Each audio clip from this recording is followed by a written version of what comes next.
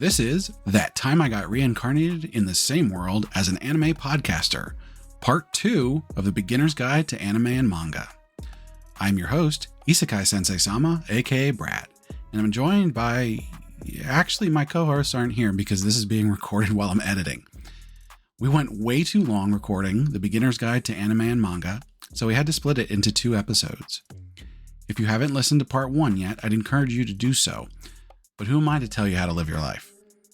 We'll now pick right back up where we left off with Kermit D. Grog, aka Andrew, and Bento Baggins, aka Ben, joining me in explaining some terms you might hear related to anime and manga, and then going through some movies and series we'd recommend to get you started. And don't forget to check out our website, animepodcasterreincarnation.com, to find links to our social media, as well as other articles and reviews. So with no further introduction, let's get back to it.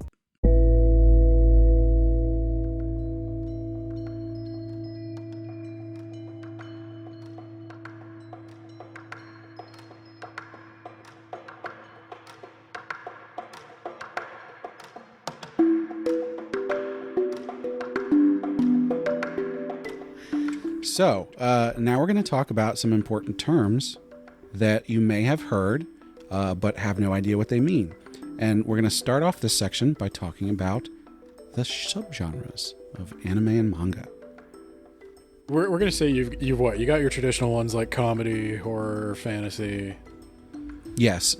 Sports, sci-fi. Traditional subgenres hobbies that are easy to convey to an English audience. But then you have specific subgenres that have their own names that you may have heard. And most of the time, these will translate fairly well into English words, but they still generally use the Japanese word because it holds that particular connotation. Because it sounds cooler. So, It's exotic. probably the first one that everybody's familiar with, shonen. Yeah, we've been throwing that around a lot today. Yeah, shonen. Okay, shonen means basically young man. Young man. Shonen is the word for young man. You would describe probably a junior high school to late teens boy as shonen. And it is basically comics geared towards that audience. Yeah. Which I would say by far the most popular is something called Shonen Battler. Mm-hmm. A Shonen Battler creates a universe where there is usually a power or some kind of system that the characters engage with, and they each develop their own styles, they grow in power, they progress, and they fight as they go. And the excitement usually comes from seeing the big fights play out. The art is a huge part of this. It needs to look cool. The big ones, I would say, probably the most recognizable in my day was Dragon Ball Z. Probably the most recognizable today is One Piece or Naruto. Demon My Slayer. Hero. You're already behind. My Hero Academia or Demon Slayer. If you went back a decade or two, you would probably say something like Naruto, Bleach. or Bleach. Yeah. But yeah, those are the ones that tend to really go nuts. Yeah. Kind of the way that probably the most popular comics in America are superhero comics. Yeah, that would be. I feel like that's a good comparison. Not that they are similar, but conceptually, their place in pop culture knowledge, popularity. So Shonen following Battlers akin to that. So following from shonen, we have seinen. So seinen is basically just the older version of that to some degree. Yeah, seinen is probably focusing on like a male in their early 20s. These tend to be more like hyper violent. Yeah. I would say. I probably the most recognizable seinen is Berserk. They're usually more mature in theme, more sex, more violence, darker usually. I'd say there's not a lot of like, I can't think of a comedy seinen off the top of my head. Yeah. I personally associate it with like darker themes, but I don't know if you guys have a different experience. No, that's pretty much. Yeah, It's usually more of the few that I've come across. I would say that for the most part. So then the flip side to both shonen and seinen is shoujo and josei, which are the girl versions. Yeah. Shoujo means young woman, like Bishoujo Senshi Seira Moon. Shoujo is, junior high school girl. Usually they involve romance comics, but they can involve other things like mystery. Typically not as action heavy as shonen. Josei tends to be more like juicy romance, more soap opera-y. Yeah. And I was going to say, if you're interested in that, most recently we've been doing Heroin Addiction, which is almost exclusively what I would call josei. People die in josei, though. It ups the violence, it ups the sex. Yeah. Similarly, dark themes. Another one that sort of goes along with shoujo, Ben, I see you have listed specifically here, is the magical girl genre, which is sort of a sub-genre. Yeah, magical girl is something I have only ever seen in anime and Star versus the Forces of Evil and Steven Universe. Correct. Those are definitely magical girl inspired Western cartoons. Yeah, the magical girl typically involves literally that. A girl who does magic. It's usually like a pretty girl in a pretty outfit fighting with vaguely defined powers using the power of love. Usually transformation sequence. Yeah, transformation sequence, which in no way disguises them. It just transforms them into a different outfit. The biggest one is probably Sailor Moon that I can think of off the top of my head, but there's been others like Cardcaptor Sakura. I'm dating myself now. I don't know any recent ones. I don't know. I don't. It feels like it's been. I don't know if it's just I'm not seeing them, but I feel like that genre is kind of. I think Madoka Magica happened, and they've been kind of taking a break for a while. Yeah, that was kind of low. Yeah, that was kind of the subversion. Of if you are into magical girl stuff, not the series for you. No, that it takes the magical girl trope and just goes, we're not gonna do this. We are going to throw this on its head. We're going to pile drive it into the ground. So lastly, as far as subgenres go, and most importantly, we have Isekai. So Isekai can encompass a lot of different things. But it's probably worth an entire episode of its own to define which we have done. So you can definitely... I've talked about that a lot. I am Isekai Sensei-Sama. It comes up basically every single episode we do. But just to give everybody the baseline, Isekai basically means another world, almost literally. Literally. I don't know if it was another world or other world but yeah. I think it's another. Close enough. And really what that is you are taking your main character for the most part, and there's lots of tangents in this, but for the most part, you're taking your main character out of modern day and you are putting them in another world, putting them into this scenario where they are out of place and they have to find their way or whatever that is. Most of the time when they get transferred, whether that is through, they died and get reincarnated in a different world, or if they're portaled to a different world, most of the time they are given some powers during that transition. And a lot of times those powers make them way more powerful than everybody else in that world. There's so many isekai that isekai can sort of cover the gamut of all of the different genres. It is arguably... It's the thing right now. It is coming out of our freaking ears. There is so much of it right now. It has... I know we're not here to talk about books, but it has created two separate genres of fantasy novel in the West that are just mimicking these isekai stories. 100% originated in Japan. You've got lit RPGs.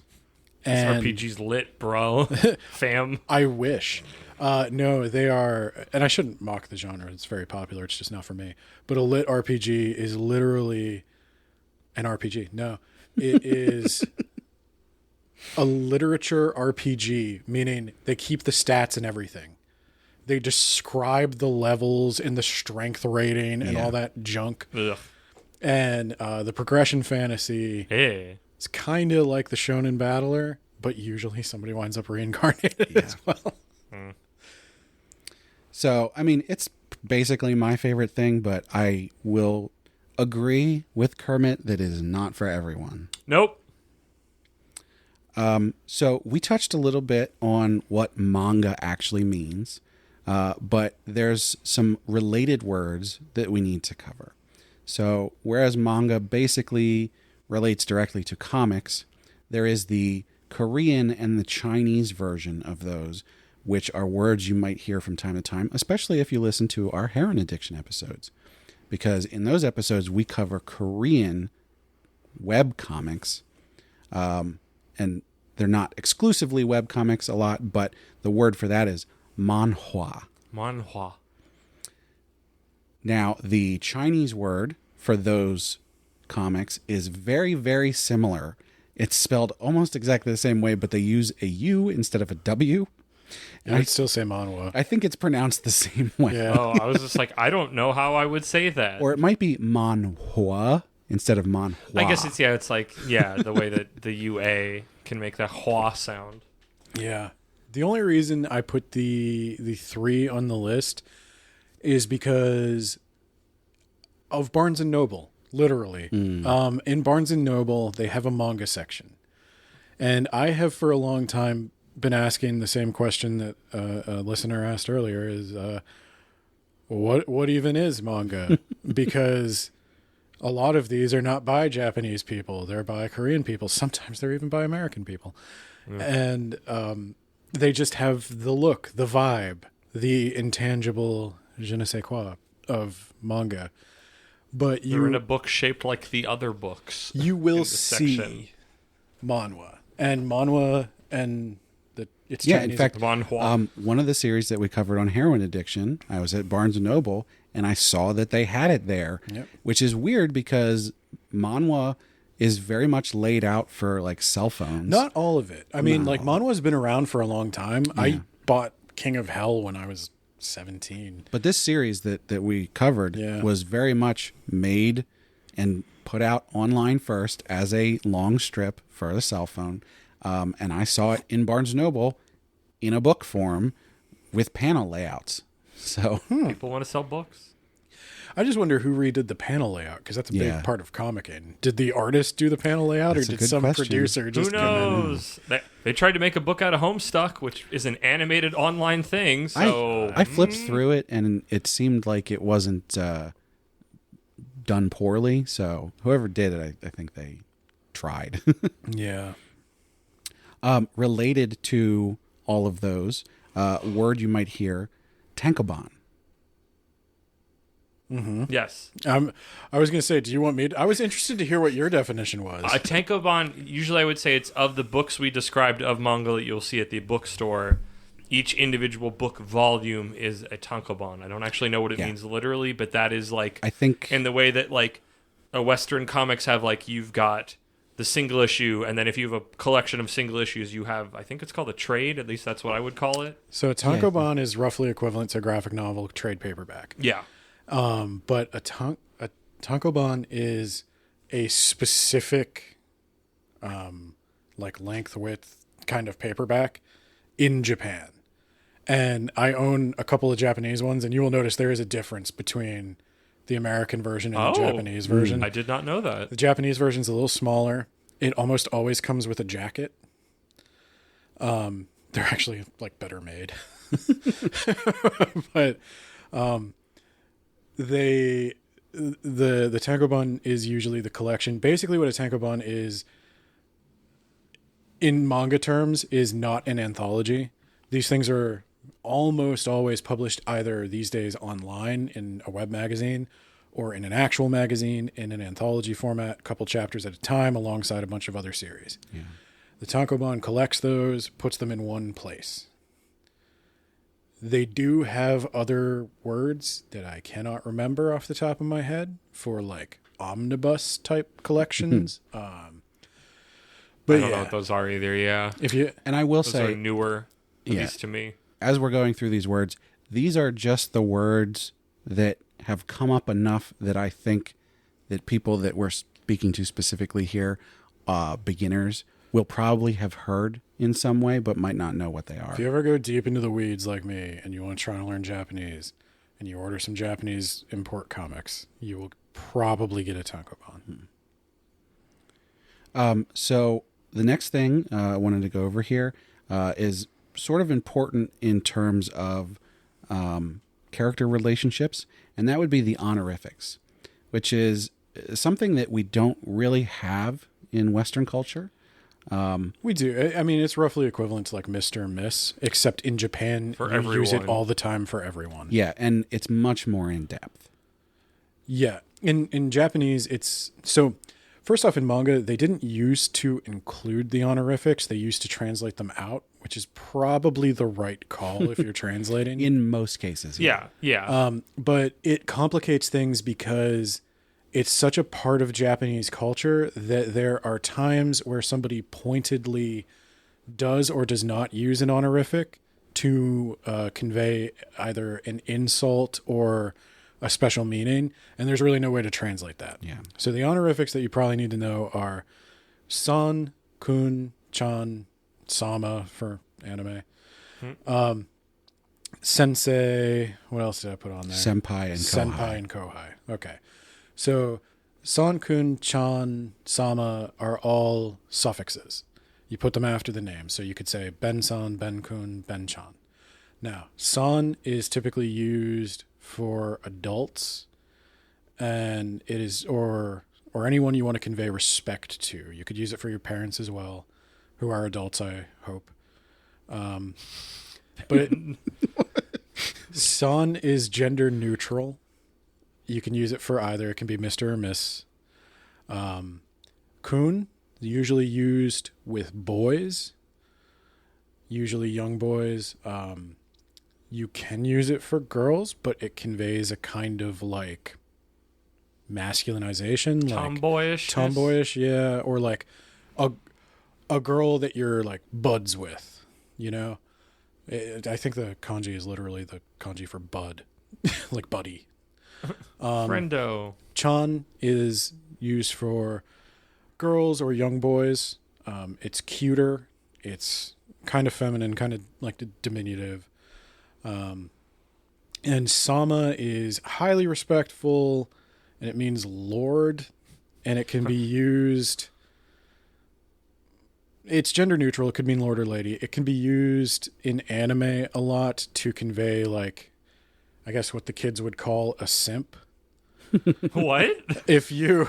The main way you'll hear it is in like addressing royalty or potentially referencing deities. It's like a my queen almost. You could... So like the word for customer in Japanese is okyaku-san, or if you want to be really polite to the customer, okyaku-sama. Right. And so the furthering of that is showing a normal person an immense amount of respect. Yeah. If you were like a huge fanboy of somebody, you would either call them like, I don't know, Brad Sama or Brad Sensei if you look up to them in a way that you want to. Sensei, is, I think as we all know, means teacher. But it can also mean a couple other things. So... a lot of times the artists are referred to as sensei. But that's only if you're somebody who would like to learn from them. But also doctors can also be referred to as sensei. So generally, teaching highly respected, like mentor. It conveys like a mastery. Yes. Yeah. Like when you call somebody sensei, you're conveying on them like a rank almost. And I think this would be the perfect time to explain, because I don't think I've ever said this on the podcast. Isekai Sensei-Sama is a joke. Yes. Because you would never, ever say Sensei-Sama. Also, it's just supposed to be silly because when I do the full form, it's Professor Isekai Sensei-Sama, which essentially just doubles up the word professor once in English. So, like, my lord teacher Isekai Sensei. It's supposed to be silly. It's supposed to be a comical amount of and putting him over on a Reddit. You'll find sometimes people will refer to me as Isekai Sensei, which would be the proper way to actually say it. That's short Depend. Yeah, it depends. Are you teaching or are you lording it over us? I mean, most of the time, I'm teaching. Most of the time he's lording. But the thing you need to know about Japanese is if you talk to somebody, even if somebody you see every day, if you saw me every day and we were work colleagues or even close friends, you would probably call me Ben-kun or Ben-san if you're a weirdo. And if you called me Ben, that implies one of two things. Either we have a very intimate relationship, possibly romantic, or like you saved my life in Nam or something, like you know me so well. Or it could mean you don't respect me at all.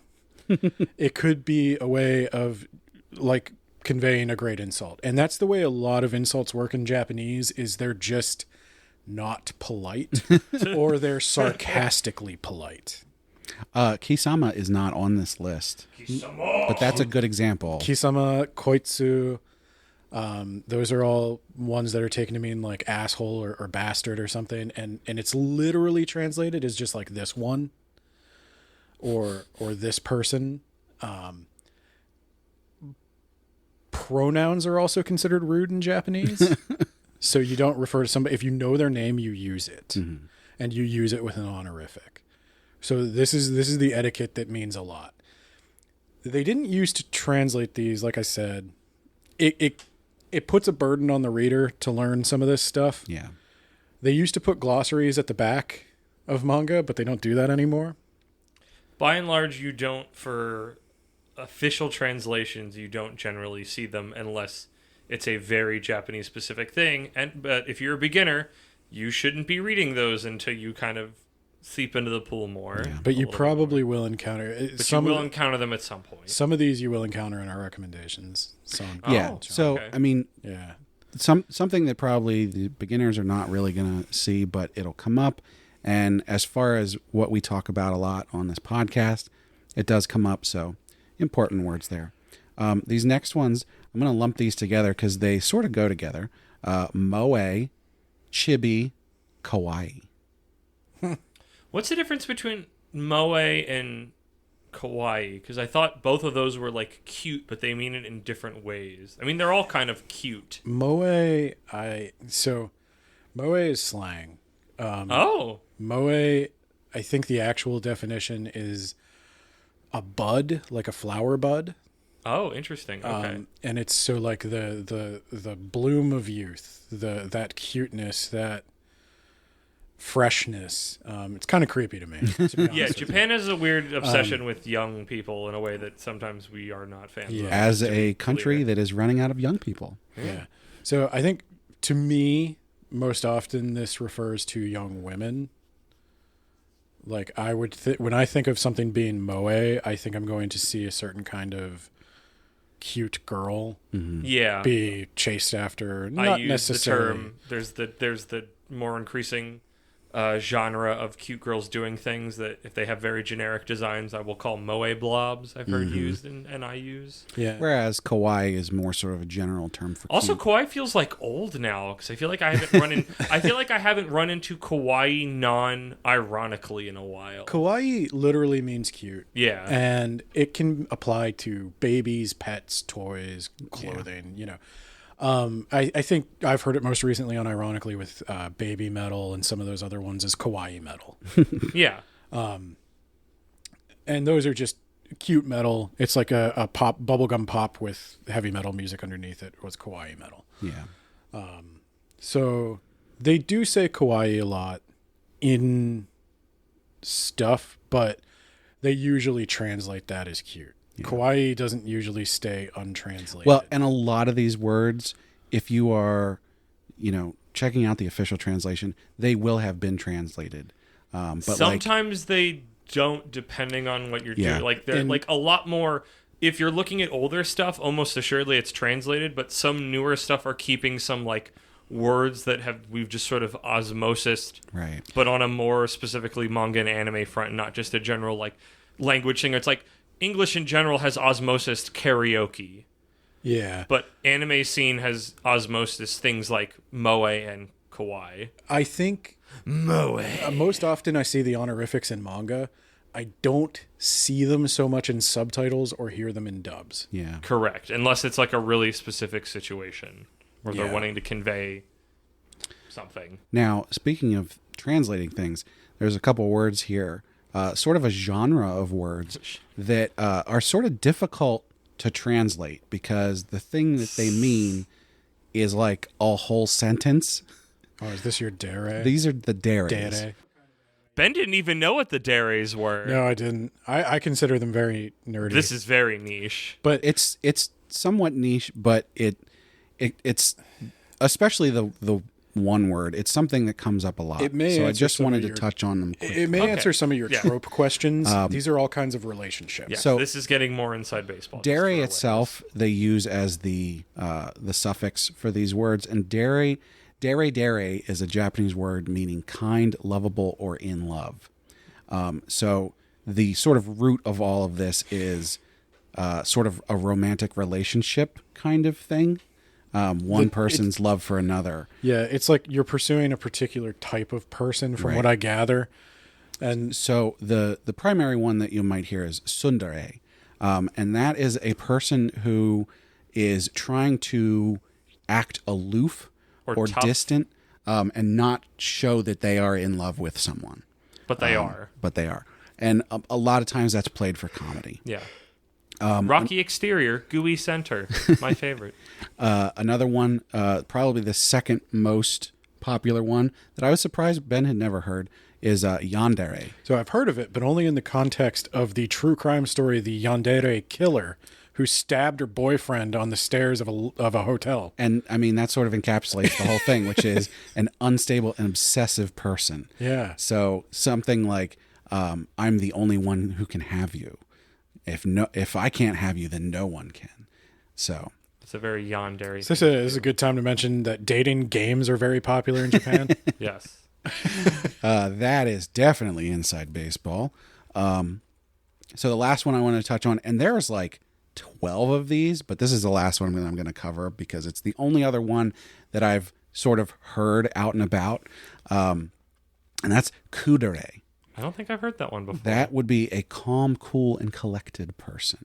So someone who would be in love with someone, but sort of like The not- Fawns. Yeah. Well, yeah. Yeah, they got a maybe. lot of people. Maybe they don't Tsundere, like but you. less rocky, more just Yeah. like chill. Yeah.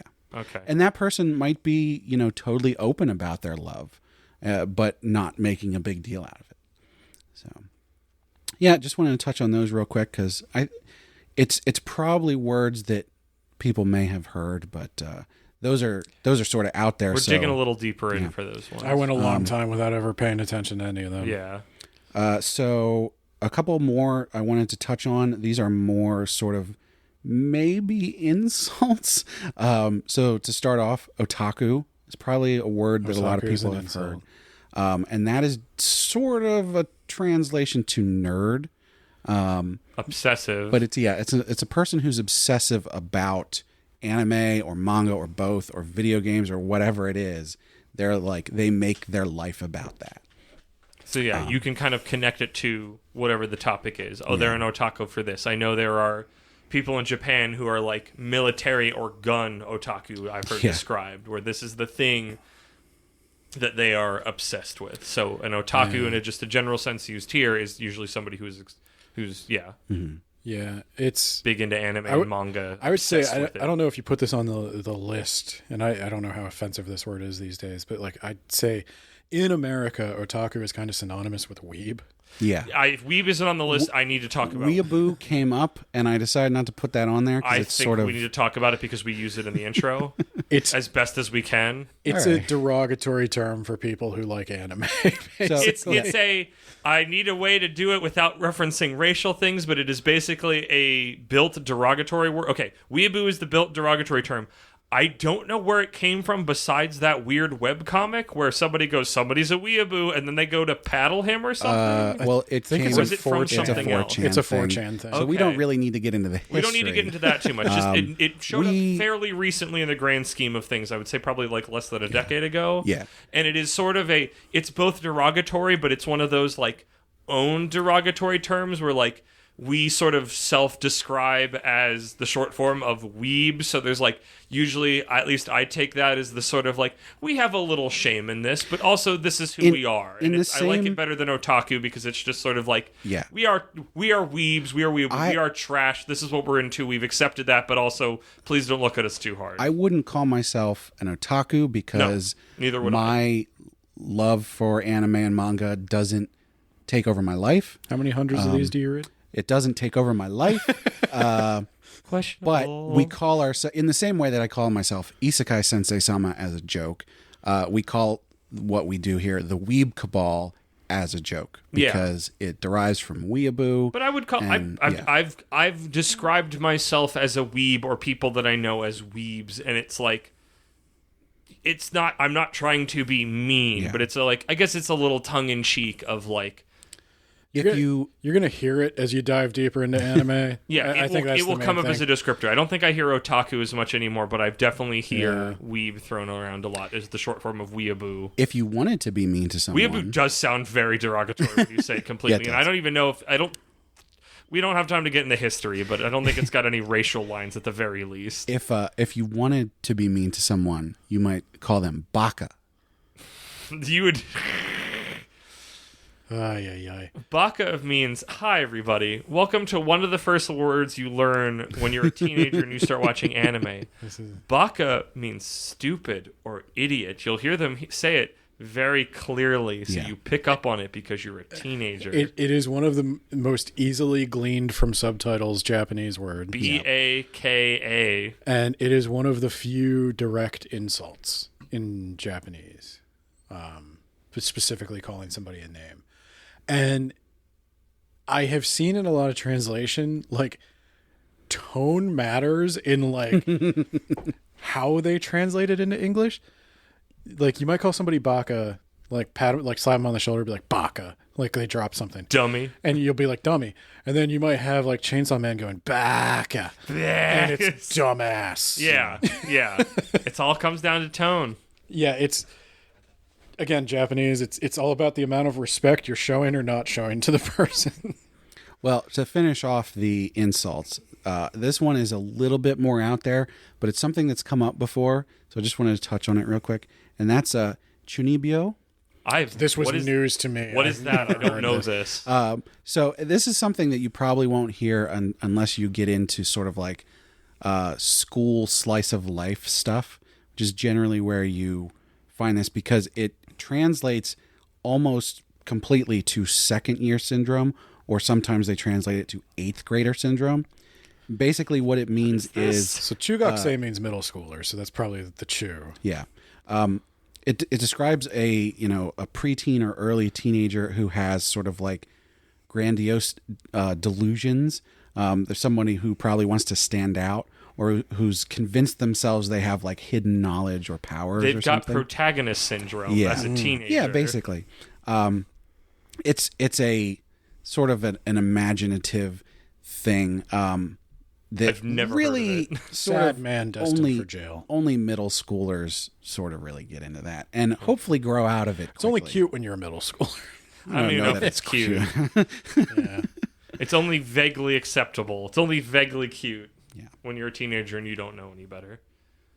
So I hope everybody picks some stuff up from that. And I hope that when you go back and listen to our other episodes, you won't be completely lost now.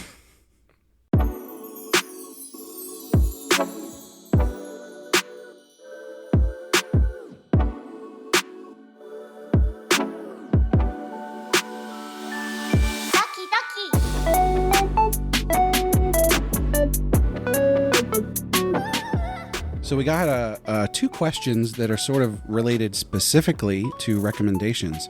First from Brianne, and second from Mary. So I'll read those real quick, and then we'll jump into these recommendations. Brianne says, am intrigued with what I see, characters on t-shirts, merch, memes, etc., but really just don't know where to start or where to access. Mary says, if I know nothing about anime and manga, which is true for me, where should I start? What is a good way to learn more?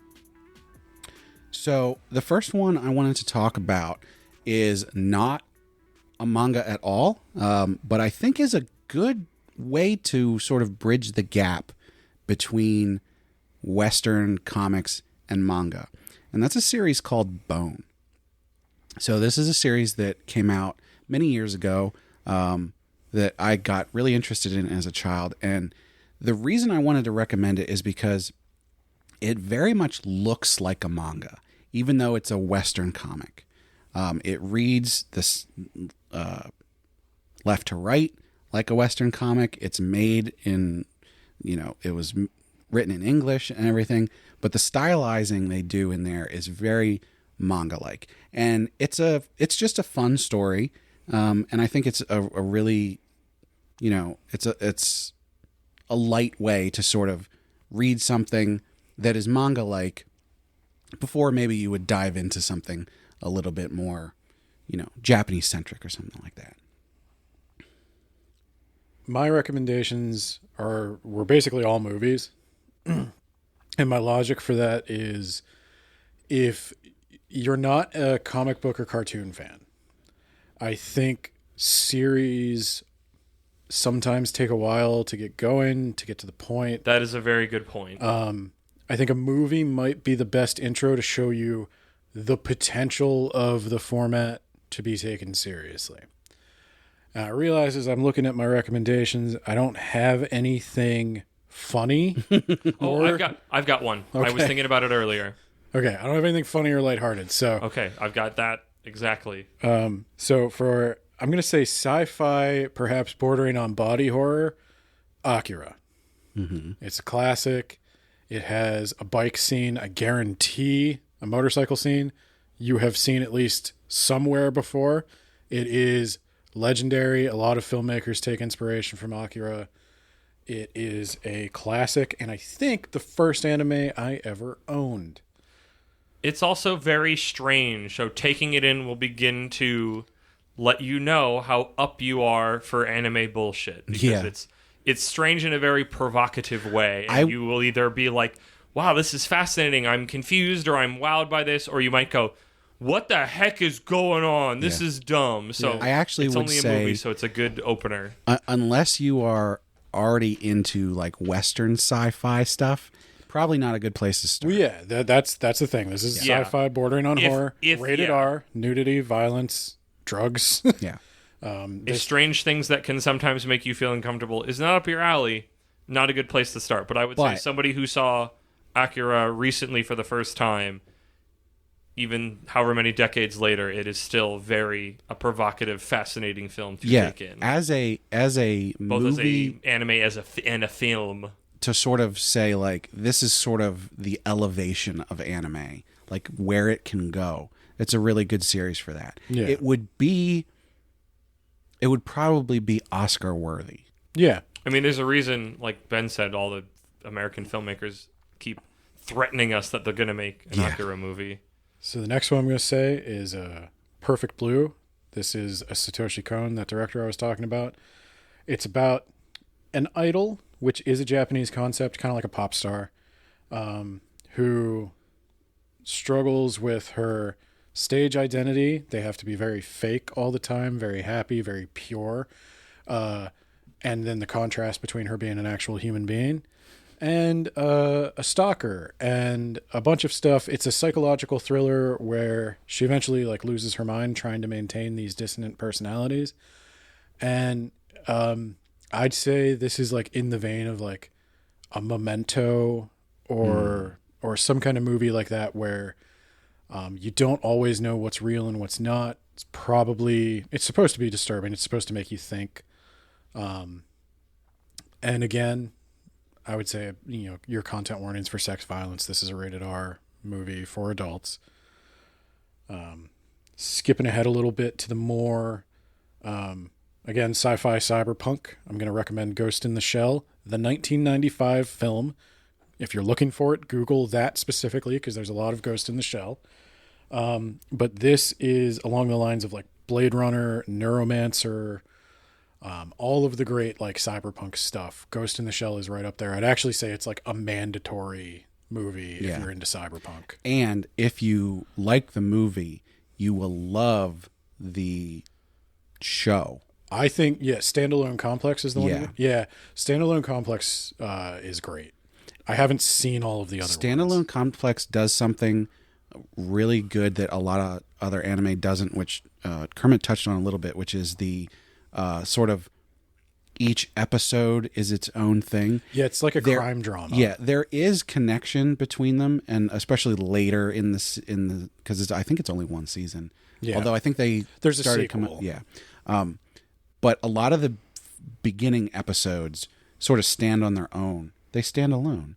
Complex. Complexly. But yeah, there's a lot of mystery involved and like intrigue, and it's crime drama thing, and it's just like really good. So if you're into that kind of thing, Ghost in the Shell, the TV show, again, is probably a good one. And the dub is excellent. It is a dub that holds up. Yeah. I will agree. The next one is Your Name. This was a huge movie a while back. God. It's kind of a... I never saw it. I avoided it. I don't like a lot more. It's a drama. Yeah. Drama's putting it lightly. It's depressing. It's very depressing. It's high drama. I'm not going to give a lot of details about it, but Not my scene. if you're into that more like serious, dramatic, the pain of life kind of movie. Oh my gosh. And then segueing off that, I got another one of those. This one was a Roger Ebert top 100. Wow, really? Yeah, this is Grave of the Fireflies. Oh, oof. Grave of the Fireflies is the single most depressing film I have ever seen. Made by Studio Ghibli? Yeah, made by Studio Ghibli. Directed by man? I don't... Whose name escapes me? Miyazaki? Miyazaki? I don't know. I know they showed it with My Neighbor Totoro because it was too much to put on its own. Yeah, Grave of the Fireflies is a movie. It is one of the best movies I have ever seen, and I have only ever seen it once, and I will never watch it again. It is up there. It is about these kids who are in World War II, and they wind up basically Japanese children. Yeah, basically on their own. At the end of World War II. Spoilers, Japan loses. Spoilers! So it doesn't go well. It's not as funny as I'm making it sound right now. Yeah, that's where we're laughing because otherwise we would be crying and being very depressed. And then I'm going to anger Andrew, but this is like the quintessential, like if you wanted to show your kids an anime, Spirited Away. It's Spirited Away. Yeah. That's the one we watched. I watched in film class in college. Spirited Away is sort of like the classic one, but a lot of the Studio Ghibli films are sort of... They're good intros. Yeah. It involves a lot of... I don't know if it beats you over the head with that's what it is, but it involves a lot of Shinto imagery, which is a religion in Japan. It can feel very foreign, but because it's like a moving, you're not... It is a little bit of a wibbly wobbly, and it should about be what's noted. going on at any moment. So you're just kind of along for the ride, Right. and that can help you kind of get used to the pool that is anime. Yeah, sort of the whole point of Spirited Away is that it is foreign because the little girl who's the main character gets sort of, it's an isekai, gets thrust into Spirited Away. This very strange place, which while it has a lot of sort of classical Japanese imagery, is very foreign to her. It's an Alice in Wonderland kind of thing. Yeah. But there's a lot of Studio Ghibli films that are very good sort of introduction because they tend to not be super involved and their visual language, just the style of things and how it kind of moves can help you. My favorite is Princess Mononoke, but a lot of people seem to not like that. Princess Mononoke is really good, but I don't think it's a good starter. Yeah. It's very involved, somewhat complicated, very heavy. If you like Spirited Away, give it a try and let me know what you think. Yeah. I'm interested because I really like Princess Mononoke, but I've heard mixed. I would actually say... this is the intro stuff, and then as you figure out what you like and you don't like, or if you don't like it at all, you go from there to whatever's next. Ponyo, I think. Never saw it. So Ponyo is very much a sort of like children's film. So there's not very much going on there that is like, oh, big, bad, scary stuff.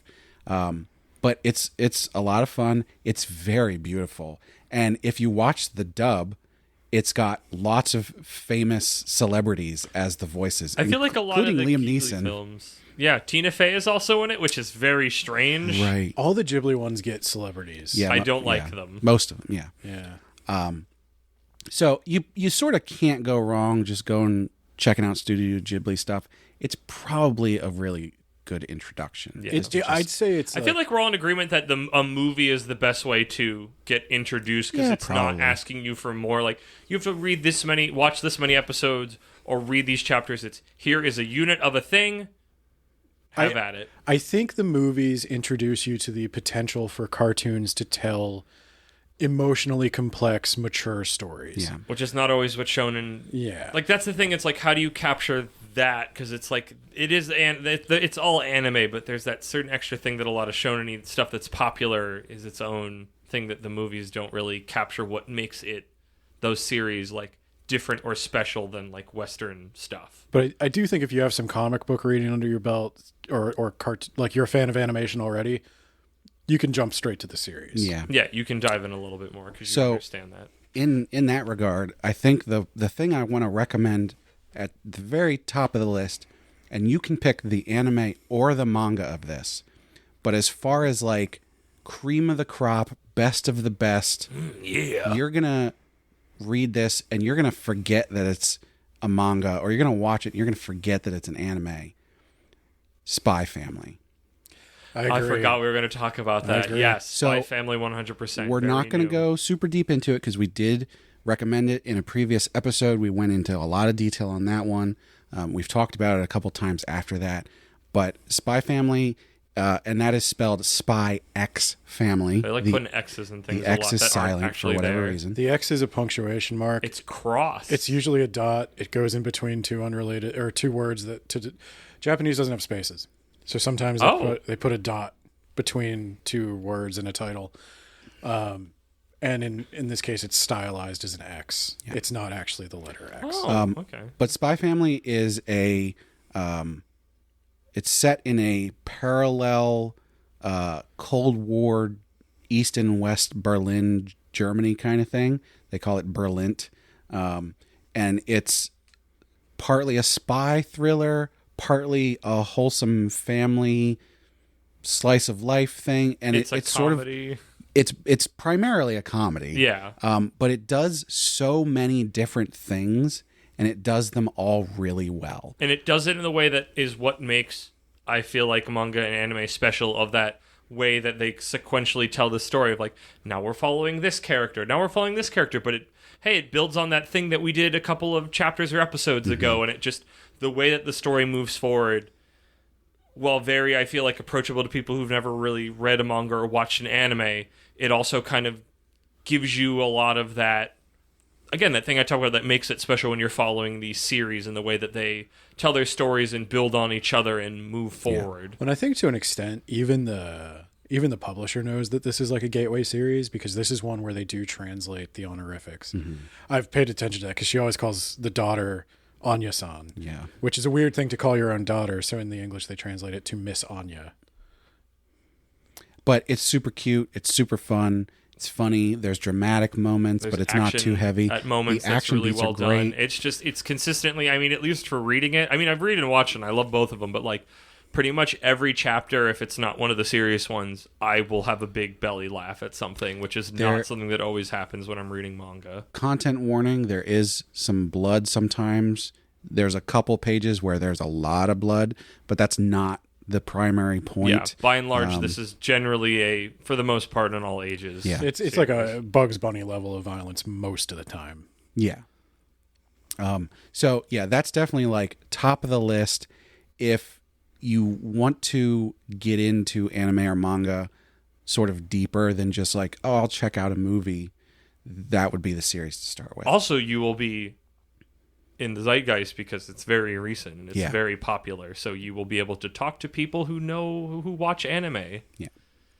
If you so desire to do that for some reason. We got 3 more series here, and these are sort of getting into more specific things with like action and drama and stuff.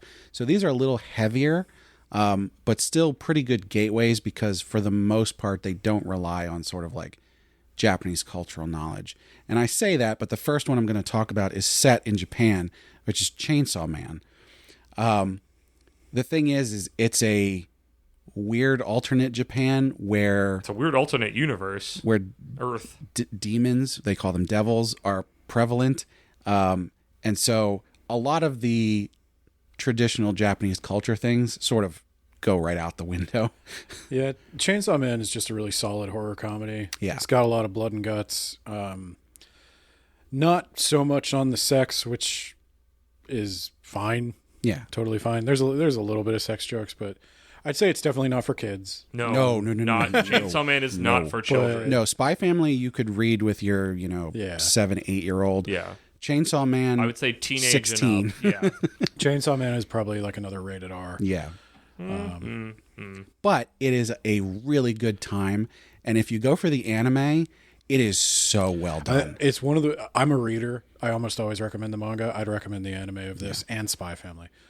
Now, the manga of both of those is really good. Also really good and available on the Shonen Jump app that we talked about. And way farther along than the anime. So if you watch the anime and you're like, oh, this is so good, you could jump into the manga then. There you go. Cowboy Bebop. Cowboy Probably Bebop, one a lot of people have heard of. That is the series that, of the people that I know who I would watch, like, Western cartoons with, that was always the one of, like, I don't get the sense that you'd be into anime, but I want to at least get you to try Cowboy Bebop. Yeah. Be careful. Do not watch the live action version. Do not watch of the that. live action version on Netflix.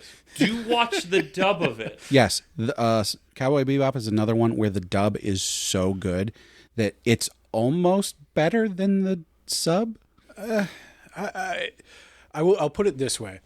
If you have no interest in the Japanese language at all, the dub is probably way better. There's a lot of like sarcasm and stuff that doesn't translate. Yeah. So it just in terms of reading subtitles, like it doesn't go the way you might think it would. So There's something the dub works. to note. We should have covered this back when we were talking about it earlier, but a lot of the older anime, the dubs were made well after it originally aired in Japan. Yeah. And so they spent a lot more time on the dubs. And so a lot of the older dubs tend to be better than the ones coming out today, which are simul-dubbed to an extent. Well, even outside of literal simul dubbing of like the episode comes out and within a week or two of it coming out in Japan that it is dubbed in the West, it is also, like you said, that the series is done. So it's not like they're not dubbing episode by episode as the story is still coming out, even if there's more time for each one to be dubbed. It's just Cowboy Bebop was done. We know the beginning, we know the end, and you can do that. Netflix does that, I think, for some of their dubs. Yeah. Because certain things, when they come to American and or Western Netflix, they will drop it in one thing already dubbed, and sometimes that means they come out later, but it means they can do a more better comprehensive translation and localization of it, which I always have high marks for, at least the ones that I've seen.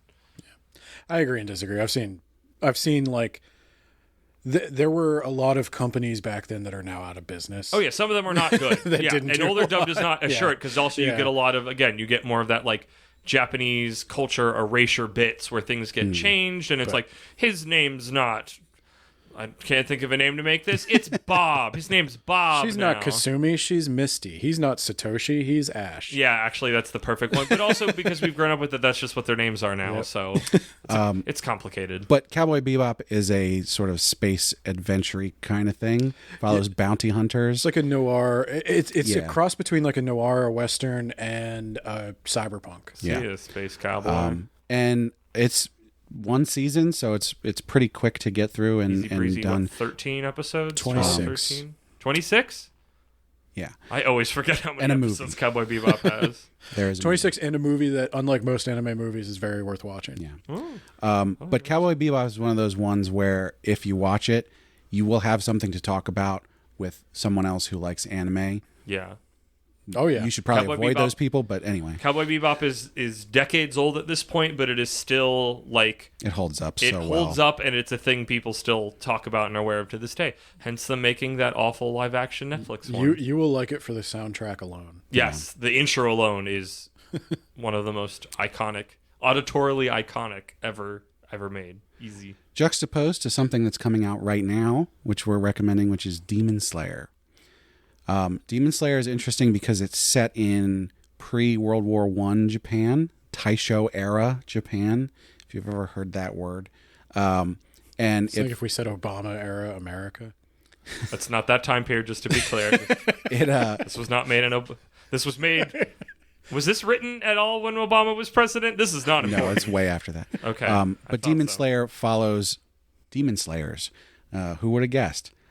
It's a lot of really good action, but also the main character, Tanjiro, is like great. He's the sweetest boy. One of the most emotionally intelligent anime or shonen battle protagonists. He's very, yes. I do want to say with this one, of everything that we have suggested at this point, Demon Slayer is your shonen battler. Of the ones that are popular right now, I personally believe it is the most approachable of the main ones that are Right. popular. We may have recommended My Hero Academia a year or two ago Yeah. in that slot, but that series has sort of I would say fallen out of favor. the thing about Demon Slayer becomes that makes something it, else. It's not. I don't think it's as approachable. Also, because there's a lot more of it now. Yeah. The thing about Demon Slayer that makes it a good intro is, though it is set in Japan, it is set in a time period that even modern Japanese kids would have questions about, so Yeah. they explain a lot of stuff. You're not going to be left with assumed knowledge very often. And something important to note about that is we do not recommend the manga. No, not unless you're real curious about what happens. Yeah. The anime is better in every way. But again, that's coming out right now, so it's something you can check out. And it's just a really good time. Somewhat violent. Probably, I wouldn't say rated R, but probably like a PG-13. It's really there was some stuff in the last fight that got real gnarly. So yeah, I would say not for children. I'd say graphic depictions of violence. You got to know your limits. Yeah. I'll tell you, people get stabbed and they show it. People get limbs cut off. The and demons they show get it. cut Yeah. up. People a get lot. messed up in the show Yeah, sometimes. It goes harder than I would have expected from how it starts. Yeah. And so we talked about this a little bit at the beginning, but just wanted to cover again where you can find this stuff. Oh, can I do my recommendation first? Oh, yeah. Ben was talking about movies. I don't remember the exact subtitle on it. But the Loop on the Third movie, the CG one they made a couple of years ago, yeah. we all got to see that in theaters. Loop on the Third is a very long-running, I don't know exactly what to call it. I would say vaguely think Goofy 007, but it's literally the same guy and his crew, Loop on the Third. He does heists. He goes on wacky adventures. They're action-packed. They're funny. They're pulpy a little bit. And he's normally 2D animated. The movie they made was CG, and I think they captured his Loop on the Third is very old school. We're talking 70s era, but he's had reintroductions every couple of years for a long time. But I think that movie is a really good, pop this on in front of your family. It's funny. It gets the idea across. Yeah, mostly you meet comedy. the characters. The only thing is there's going to be... I actually thought about putting this one on there. The only thing is there's characters you're not... It assumes you kind of know who they are. Okay, because I guess I came into that, and it's been a while since we've seen it. So, I feel like you can kind of pick up if you've ever, again, maybe I'm talking from my place, growing up with, Hanna-Barbera characters, you, understand it's oh, you're this one and you're this one. You kind of get the sense of it. It's like going into a Marvel movie these days without having watched all the Netflix shows. I don't know if it's that bad. You're not gonna get a big introduction. You're not gonna get that. Jigen is the Yakuza. You'll probably be able to understand it, but you will be missing some context. I think for what you need, because the adventures are never that complicated. It's a fun, pulpy adventure. I would say it's if you ever saw the Tintin movie or something, it's a fun, pulpy adventure. I think you'd enjoy it. I just, you're not going to get chills when Goemon stands on the car and you know what he's going to do. Yeah. No, but then you get to see it and you get to learn what Goemon does. So when you can, there are so many different, and that this is a really good door for just this, because I had this with a different series. there are so many different Lupin the Third movies across decades of time and styles. Yeah. There's TV series that are different. There are short films. There's a Studio Ghibli one. Yes, that one's fine. But like some are more serious, some are goofier, some are more like this or that. Like if you like Lupin the Third, there's a lot that then you can. That's Lupin like its own is bridge. Luke Skywalker. Oh yeah, Yeah. it's one of the only ones where it's like Lupin. so many. No, Lupin's 007. I said that Because there's a Fujiko series, a Jigen series, Yeah. where they're like serious crime ones, and then Lupin like swaddles in. I agree. I think Lupin is a good introductory one. he's a very old property Yeah. that's constantly kind of revitalized in a good way, and I feel like it's a good like family friendly thing that you could sit down with whoever and go like, hey, here's a fun one. So I feel like we needed that And if to you get even out a lot of the other more serious movies we talked about, which I think are still really good, but like I like that anime has that because it is a medium and not a genre. You can have all the different stuff and it is approachable from any direction. And if you get really into Lupin, there's a Lupin Isekai manga. So Good for you. So before we wrap up here, just wanted to touch on where you can find this stuff again, because Yes. this came up in a lot of people's questions. So as we mentioned, Viz is going to be our biggest recommendation. As I said before, you can go on there and you can read a lot of stuff for free. Without ads. There's not even ads. Right. But you can also read everything by paying just a couple dollars a month. So that's our biggest recommendation. We've recommended Viz plenty of times before. We're recommending it again for beginners. Especially now that there are the two apps. Yeah. The Shonen Jump app and the Viz app have the same account. They have different subscriptions, but they are built the same.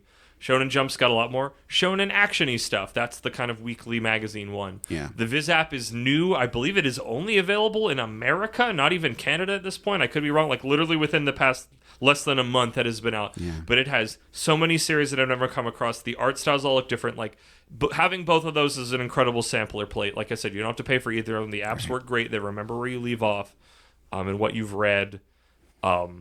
100% suggest getting those apps and checking, just starting again, slide through and see what name grabs your eye. And it's not going to take you long to knock out a first chapter, and then you can go, oh, I want to keep going, or that didn't speak to me, I'll try something else. So the other way to check out manga, go to your local bookstore. I don't think you can go wrong with just perusing the manga section and just picking stuff up and checking it out right there without purchasing anything. I can't speak to these two, but that's how I started. Literally was just learned about Toonami, and then I went to the bookstore and I learned about so many other series I'd never heard of before. But you'll probably find something that you want to pick up, and as I mentioned before, they're not too expensive. So, Or just sit in the cafe and read them like I do. there are ways to read manga online for free that are in a legal gray area. I am not going to explicitly say anything there, but I will just say that it's manga text. If you search for a specific series and they aren't on Viz, you'll probably find those websites. Yeah. It's a little too high level for a beginner course. Yeah. But it's out there, I guess is what we're saying. The truth is out there. So moving on to anime specific, as I said, Netflix. Almost everybody already has Netflix. They got a pretty big anime selection. I think they have a lot of the Studio Ghibli stuff on there. They have Demon Slayer at the moment. I think I saw when I was going through. Studio Ghibli. Maybe. They used to. I don't think they have it anymore. I don't think they're buds anymore. So with Netflix, as opposed to other sites like Crunchyroll for streaming, Crunchyroll gets stuff basically as it comes out in Japan, whereas Netflix, they sort of wait and do like whole seasons at a time. Yeah, they'll also get other series week or two behind, or their original ones. A lot of the major streaming platforms have a little anime section. I feel like Netflix is the one that people know the most about of those series, but I know like Amazon Prime have some, and probably whatever the heck HBO Max is called now, I think has a few. Max, I know, right? But for and there's some other like still popping around anime specific streaming sites, but the one you need getting into things is Crunchyroll is the place to look for them if you're not looking at. And as Netflix. I said, Crunchyroll, you can watch stuff for free with ads. They also have a 14-day free trial. With the premium version, you get higher quality streams, so I think it goes up to 1080 instead of 720. And then also you can just watch everything without ads, which is obviously pretty good. And Crunchyroll's not that expensive. I should have written it down, but I think it's only like $9 a month or something. That sounds about right. There's also another streaming service that gets stuff that Crunchyroll doesn't get, which is called High Dive. That's sort of a more niche one. That one's definitely more niche and specialized. I was subbed to that recently to watch something and did not recognize pretty much anything on there. So I think it's a lot more niche because people aren't talking about the series because people don't have High Dive. Yeah. So, but just to know that it's out there. There's a couple other corners, but probably not a spot to look for people checking this stuff out for the first time. So we just want to reiterate, it's very easy to find this stuff now. And as we said at the beginning, manga and anime, it's just comics and cartoons. Yeah, so somewhere else. Check it out, you're not going to be sorry you did. Yeah. Dip your toe. What's the harm?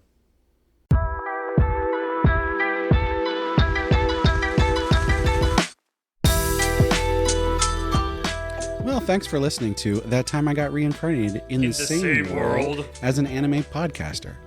We hope you enjoyed listening as much as we enjoy recording. To find all our social media links, such as Twitter, Patreon, Facebook, and more, visit our website, animepodcasterreincarnation.com. You can also find articles on various topics, as well as new manga reviews. We'd love to hear from you on any of those social platforms, or you can leave a comment on the website. You can even just send us an email to isekai-sensei-sama@gmail.com. We're always looking for feedback on what you'd like to see and hear from us, or better ways to interact with you. If you prefer to listen to our podcast in high-quality stereo, be sure to check out our YouTube channel, where we simul-release all our episodes. Before we go, we want to remind you to check out Sugoi Mart, where you can get 15% off your first order by using the link in the description, or using the code APR15 at checkout. And if you'd like to hear some more from Ben, you should check out his podcast, Words About Books. What are you talking about recently? It's a good question. One of us is lying. Good question. It's a YA mystery novel. They were all the series lying. is called One of Us is Lying. Yeah, they were all lying. We also talked about Spy Family, if you're curious. We talked about it as literature. Oh, wow. Yeah. That actually might be a better episode for people to go in depth on Spy Family, rather than our episode that we did, but you should listen to both of them. I talked about it with my co-host, who is a civilian, so he's coming from where you're coming from. Well, once again, thanks for listening, and I hope we've opened up a whole new world of anime and manga for you.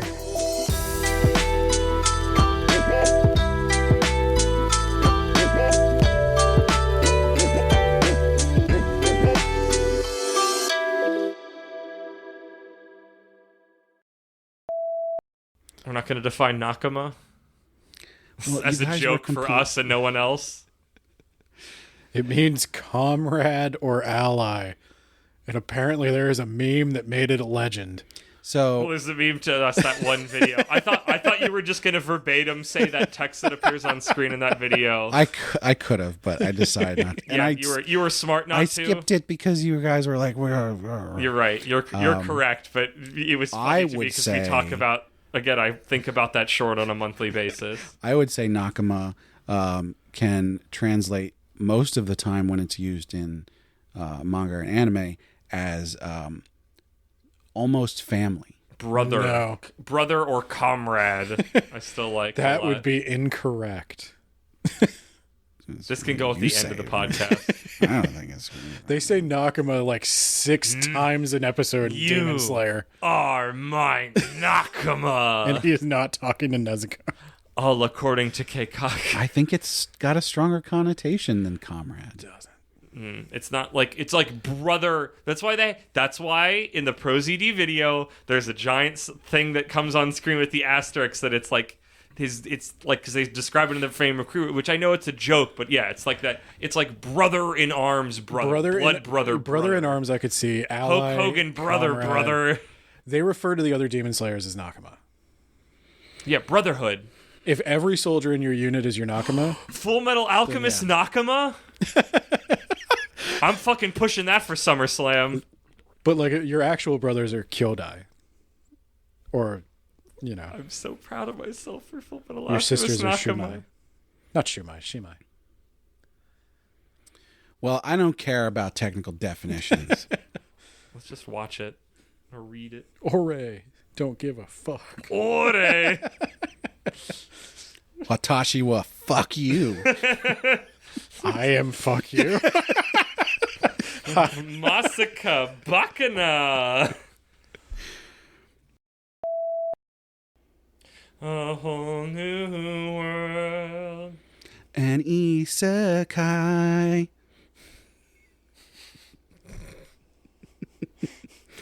Okay. I wouldn't get on a carpet with that person. Free me.